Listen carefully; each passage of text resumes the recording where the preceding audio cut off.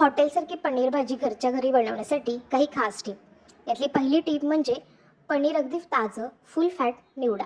फ्रीजमधील पनीर वापरत असाल तर 10 ते 15 मिनिटं कोमट मिठाच्या पाण्यात ठेवा। पनीर मऊ आणि स्पंजी होईल, अगदी हॉटेलसारखं। दुसरी टीप म्हणजे कांदा टोमॅटो ग्रेव्हीचा परफेक्ट बेस।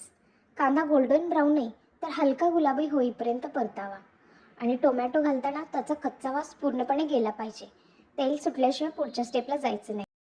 तिसरी टीप म्हणजे ग्रेव्हीमध्ये काजूची पेस्ट किंवा खसखस बारीक करून वापरा। काजू पेस्ट घालताना आधी थोडं पाणी घालून पातळ करा। थेट जाड पेस्ट टाकू नका, भाजी कडू होऊ शकते। ही काजूची पेस्ट किंवा खसखस वापरल्यामुळे भाजीला क्रीमी टेक्स्चर येते आणि चव अगदी हॉटेलसारखी लागते। आता सगळ्यात महत्त्वाचं म्हणजे मसाले कधी टाकायचे। हळद, धण्याची पावडर हे कांदा टोमॅटो शिजल्यावर टाका। लाल तिखट हे गॅस कमी करून टाका, नाहीतरी लाल तिखट जळतं। आणि गरम मसाला सगळ्यात शेवटी टाका। गरम मसाला आधी घातला तर चव उडते। पाचवी टीप म्हणजे कसुरी मेथी ॲड करा। कसुरी मेथी हातात चुरडूनच टाका, थेट टाकू नका आणि प्रमाण कमी ठेवा। जास्त झाली तर भाजी कडू लागते। आता 6वी टीप, पनीर कधी घालायचं। भाजी पूर्ण तयार झाल्यावरच पनीर घाला। पनीर घातल्यावर 3 ते 4 मिनिटापेक्षा जास्त उकळू नका, नाहीतरी पनीर कडक होईल।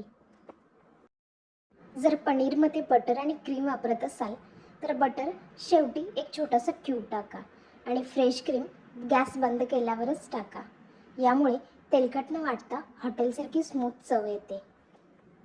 आता जर तुम्ही विचारात पडत असाल तर रंग आणि चमक कशी आणायची हॉटेलसारखी, तर थोडंसं काश्मीरी लाल तिखट आणि बटर घाला।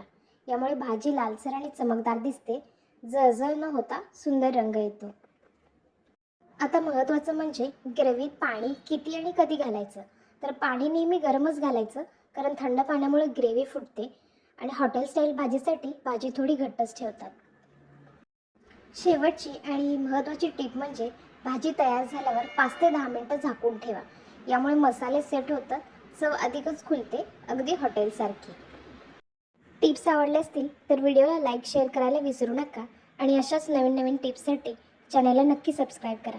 धन्यवाद।